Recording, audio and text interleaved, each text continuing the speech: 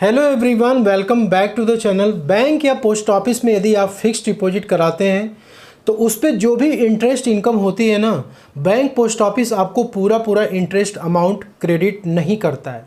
वहाँ पे कुछ टीडीएस अमाउंट डिडक्ट करके तभी आपको रिमेनिंग अमाउंट वो वापस करता है। अब ये टीडीएस अमाउंट क्या होता है? ये बेसिकली एक तरीके का टैक्स है जो कि इंटरेस्ट पे पहले ही बैंक पोस्ट ऑफिस डिडक्ट कर लेता है और जो रिमेनिंग अमाउंट होता है वो आपको दे दिया जाता है।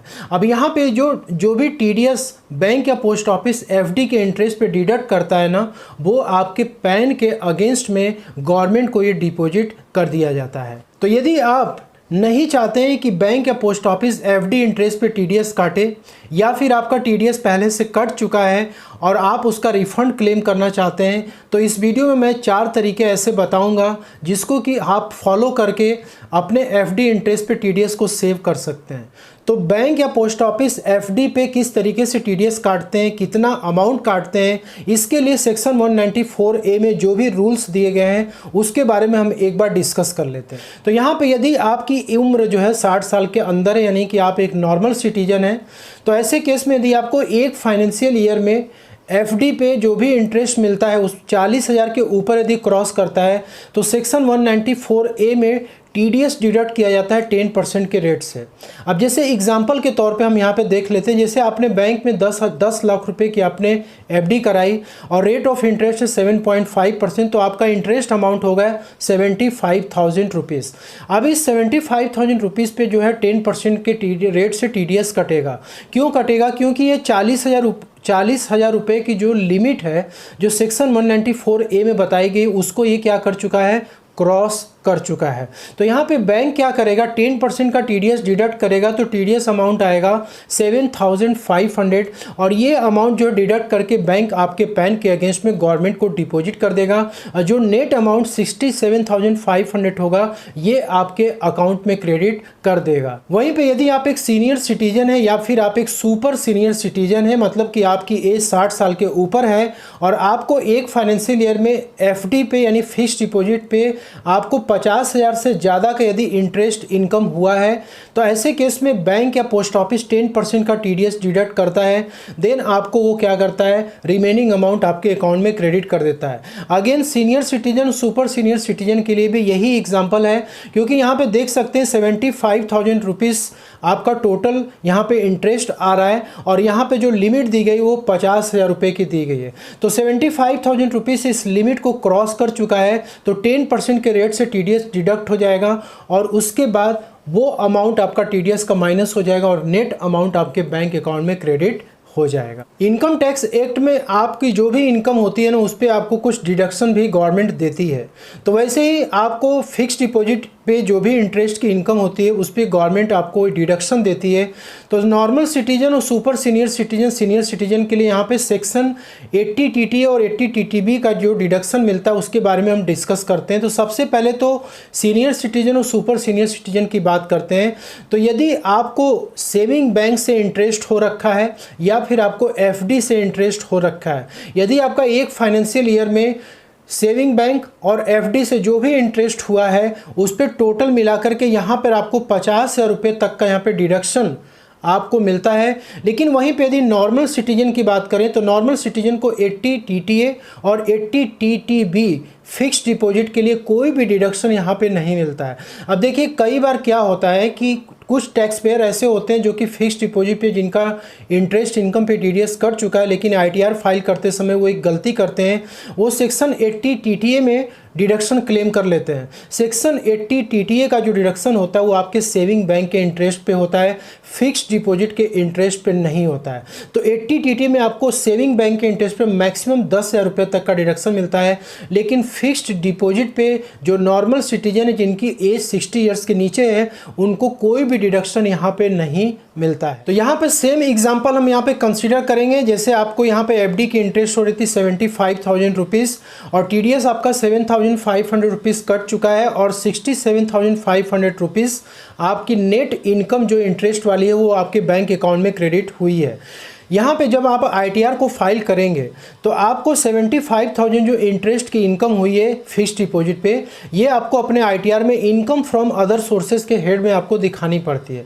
लेकिन जब आप इस इनकम को दिखाएंगे ना ITR फाइल करते समय, ये सेक्शन डिडक्शन वाले जब सेक्शन में आप जाएंगे तो वहाँ पे आपको ये सेक्शन सेलेक्ट करना पड़ेगा। तो आपकी इनकम में से ये 50,000 रुपये माइनस कर देगा। मतलब कि यदि आपकी इंटरेस्ट इनकम 75,000 रुपये हुई है तो 50,000 रुपये आपका माइनस हो जाएगा। आपकी जो नेट इनकम ITR वाली होगी वो सिर्फ और सिर्फ 25,000 रुपये आएगी। अब यहाँ पे देखिए, एक पॉइंट आपको नोट करना ज़रूरी है कि बैंक या पोस्ट ऑफिस FD इंटरेस्ट पे TDS डिडक्ट करता है एक थ्रेशोल्ड लिमिट, जैसे 40,000 नॉर्मल सिटीजन के लिए और 50,000 सीनियर सिटीजन के लिए। जब ये लिमिट क्रॉस करेगी तो आपका TDS 10% के रेट से डिडक्ट होगा। लेकिन यदि आपके बैंक अकाउंट में पैन नंबर अपडेटेड नहीं है तो उस केस में बैंक जो है 20% का TDS डिडक्ट करेगा। पहला तो ये केस हो गया। दूसरा केस ये है कि यदि आपके बैंक में पैन नंबर पहले से अपडेटेड है लेकिन वो इनऑपरेटिव कैटेगरी में चला गया है, तो इनऑपरेटिव कब जाता है पैन? जब आपका पैन और आधार दोनों लिंक नहीं होता है। तो यदि आपका पैन और आधार लिंक नहीं है और आपका पैन इनऑपरेटिव हो चुका है तो ऐसे केस में भी बैंक 20% के रेट से TDS डिडक्ट करेगा। TDS डिडक्ट होने के बाद या फिर आप TDS को डिडक्ट नहीं करवाना चाहते हैं तो ऐसे 4 तरीके कौन से हो सकते हैं। सबसे पहले तो बात करेंगे कि यदि आप फिक्स्ड डिपॉजिट के इंटरेस्ट इनकम पे कोई भी TDS आप डिडक्ट नहीं करवाना चाहते हैं तो आपको क्या करना पड़ेगा। तो यदि आप नॉर्मल सिटीजन है या सुपर सीनियर सिटीजन या सीनियर सिटीजन है, दोनों के लिए रूल यहाँ पे अलग अलग है। यदि आप नॉर्मल सिटीजन है तो आपको फॉर्म 15G सबमिट करना है, और यदि आप सीनियर सिटीजन है, सुपर सीनियर सिटीजन है, तो आपको फॉर्म 15H सबमिट करना है। लेकिन ये फॉर्म आपको सबमिट करने से पहले इसकी कुछ कंडीशन है जो कि आपको फुलफिल करनी है। पहला कंडीशन ये है कि यदि आप नॉर्मल सिटीजन है तो आपकी जो इनकम होनी चाहिए वो बेसिक एग्जम्पशन लिमिट के नीचे होनी चाहिए। यानी आपकी जो ग्रॉस टोटल इनकम है वो यदि 2.5 लाख के नीचे यदि है एक फाइनेंशियल ईयर में तो आप 15G को सबमिट कर सकते हैं। वहीं पे यदि आप सीनियर सिटीजन है, सुपर सीनियर सिटीजन है और आपकी इनकम सीनियर सिटीजन के लिए 3 लाख है लिमिट और सुपर सीनियर सिटीजन के लिए 5 लाख है, यदि इस लिमिट के नीचे यदि आपकी इनकम है तो उस केस में आप फॉर्म 15H को सबमिट कर सकते हैं। अब यहाँ पे जो फॉर्म 15G और H को सबमिट करने की जो टाइम है वो जनरली जब अप्रैल महीना स्टार्ट होता है किसी भी फाइनेंशियल ईयर का, तो आपको अप्रैल मंथ में ही ये फॉर्म अपना सबमिट कर देना चाहिए। तो बैंक जो है आपके पूरे साल भर में जो भी FD पे इंटरेस्ट आएगी उस पर वो TDS डिडक्ट नहीं करेगा।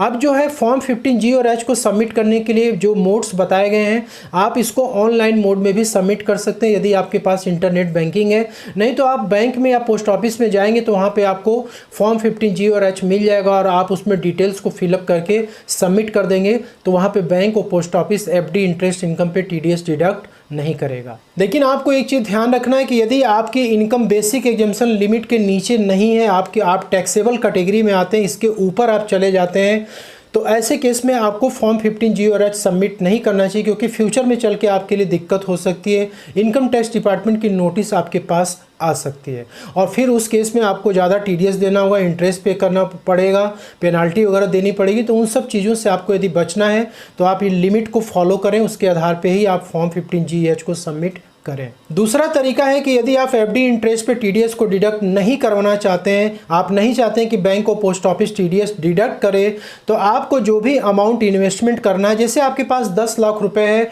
और आपको 7% का रेट मिल रहा है, तो यदि आप 10 लाख रुपए को इन्वेस्ट कर देंगे, फिक्स्ड डिपॉजिट में आप डाल देंगे, तो 7% के रेट से 70,000 रुपये इंटरेस्ट आएगा। तो सेक्शन 194A के अनुसार ये आपकी लिमिट क्या हो चुकी है, क्रॉस हो चुकी है, तो आपका तुरंत TDS यहाँ पे कट जाएगा। तो आपको क्या करना है, इस अमाउंट को आपको ना डिवाइड कर देना है। डिवाइड करना है जैसे कि आप बैंक में 5 लाख रुपए आप डाल सकते हैं और पोस्ट ऑफिस में आप 5 लाख रुपए डाल देंगे।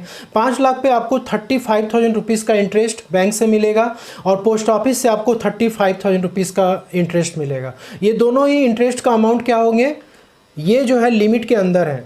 तो FD इंटरेस्ट पे जो TDS का नियम है वो आपके पैन बेसिस नहीं है, वो बैंक बेसिस पे होता है।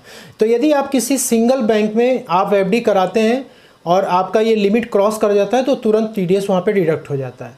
ठीक है, तो आपको यदि इसको करना है तो आप अलग अलग बैंकों में 4-5 बैंकों में आप डिवाइड कर दीजिए अमाउंट, जिससे कि आपकी इंटरेस्ट की जो यहाँ पे इनकम है वो 40,000 नॉर्मल सिटीजन के केस में 40,000 से नीचे आए। और यदि आप सीनियर सिटीजन हैं तो आपको इस तरीके से डिवाइड करना अपना अमाउंट जिससे कि वो 50,000 के नीचे आए। अब यहाँ पर मेन पॉइंट ये है कि यदि आपके बैंक या पोस्ट ऑफिस में आपके एफडी इंटरेस्ट पे टीडीएस डिडक्ट कर चुका है तो आप उसको कैसे रिफंड क्लेम कर सकते हैं। तो यहाँ पे देखिए 2 सिनारियो। पहला तो ये कि यदि आपका पैन वगैरह सब कुछ ओके है, मतलब आपका पैन कार्ड नंबर वगैरह सब बैंक में अपडेटेड है और कोई इनऑपरेटिव कैटेगरी में वो नहीं है, तो उस केस में आप कैसे इसका क्लेम कर सकते हैं, सबसे पहले तो उसको समझ लेते हैं। तो यहाँ पे देखिए आईटीआर को फाइल करने की बेसिक एग्जेम्पशन लिमिट अलग है और टैक्स को पे करने की लिमिट अलग है। तो यहाँ पे जो टैक्स को पे करने की लिमिट है वो 5 लाख तक टैक्स फ्री होता है आपका इनकम। यदि आप न्यू टैक्स रेजिम में जाएंगे तो 7 लाख तक आपकी इनकम टैक्स फ्री होती है। तो यहाँ पे यदि आपकी इनकम टोटल इनकम डिडक्शन वगैरह सब कुछ काटने कुटने के बाद यदि 5 लाख तक है तो ऐसे केस में आपका टैक्स बना 12,500 रुपये एज पर स्लैब रेट। लेकिन 12,500 आपको टैक्स नहीं देना है, यहाँ पे आपको रिबेट मिल जाता है 87A में 12,500 का। तो आपका यहाँ पे जो टैक्स अमाउंट आता है वो क्या आता है, 0 आता है। तो यदि आपका टैक्स अमाउंट यहाँ पे 0 आ गया ना तो फिर उस केस में क्या होगा। अगेन इस एग्जांपल पे हम आ जाते हैं। आपका टीडीएस कटा था 7,500 रुपये और आप आईटीआर भरने गए। आईटीआर में आपने क्या की, इस 5 लाख की जो इनकम है ना उसमें आपने 75,000 रुपये इंटरेस्ट भी एफडी की आपने जोड़ी होगी और जोड़ना चाहिए आपको। तो आपका ये तो टैक्स हो गया नील, 0 हो गया। तो ऐसे केस में ये जो आपका टीडीएस कटा है 7,500 आपको पूरा रिफंड हो जाएगा। लेकिन वहीं पे यदि आप न्यू टैक्स रेजिम को ऑप्ट करेंगे तो ये आपकी लिमिट बढ़ जाती है। यदि आपकी इनकम 7 लाख रुपए तक आ रही है तो फिर उस केस में आपका टोटल टैक्स 0 हो जाएगा, क्योंकि वहाँ पे आपको रिबेट मिल जाता है 25,000 रुपये का और आपका जो रिफंड वगैरह होगा वो पूरा आपको वापस आपके बैंक अकाउंट पे आ जाएगा। अब यहाँ पे जो पॉइंट नंबर 4 है ये भी रिफंड से ही रिलेटेड है, लेकिन यहाँ पे थोड़ा सा पॉइंट चेंज है। यदि आपका बैंक में पैन अपडेटेड है या पोस्ट ऑफिस में अपडेटेड लेकिन वो इनऑपरेटिव हो चुका है क्योंकि आपका पैन और आधार दोनों लिंक नहीं है, तो ऐसे केस में आपको क्या करना है। तो सबसे पहला जो काम आपको करना है कि आपको अपने पैन को आधार से लिंक करवाना है। जब आप इसको लिंक करवाएंगे तो आपका पैन जो है वो ऑपरेटिव कैटेगरी में चला जाएगा। जब आपका पैन ऑपरेटिव हो जाएगा उसके बाद आपको अपना टीडीएस का जो स्टेटमेंट होता है फॉर्म 26AS और AIS, इसको आपको चेक करना है कि यहाँ पे जो भी आपका टीडीएस कटा है वो यहाँ पे रिफ्लेक्ट हो रहा है कि नहीं हो रहा है। ठीक है, उसके बाद आपको अपनी आईटीआर फाइल करनी है और आईटीआर में आपके जो भी इनकम पे टीडीएस कटा है यानी इंटरेस्ट इनकम एफडी वाली, उसको इनकम फ्रॉम अदर सोर्सेस में आपको लेना है। ठीक है, तो जब आप ये सब चीज़ें करेंगे उसके बाद आपकी जो टैक्सेबल इनकम है, जैसे मैंने 5 लाख और 7 लाख की लिमिट आपको बताई, यदि उसके नीचे यदि आपकी टैक्सेबल इनकम आ रही है तो उस केस में आपका जो भी टीडीएस कटा है वो आपको रिफंड मिल जाएगा। तो यहाँ पे आप 20% जो आपका टीडीएस कटा है वो आपको रिफंड हो जाएगा, लेकिन शर्त यहाँ पे ये है कि आपका पैन जो है ऑपरेटिव कैटेगरी में आना चाहिए, उसके लिए आपको लिंक करवाना पड़ेगा। तो होप कि ये आपको 4 पॉइंट्स आपके लिए हेल्पफुल रहेंगे और आपको टीडीएस जो है एफडी इंटरेस्ट पे सेव करने में आपकी मदद करेंगे। और वीडियो में दी गई जानकारी यदि आपको पसंद आई तो इसे प्लीज़ लाइक और शेयर कर दीजिएगा। तो मिलते हैं नेक्स्ट वीडियो में, तब तक के लिए जय हिंद जय Bharat. Thank you so much for watching this video.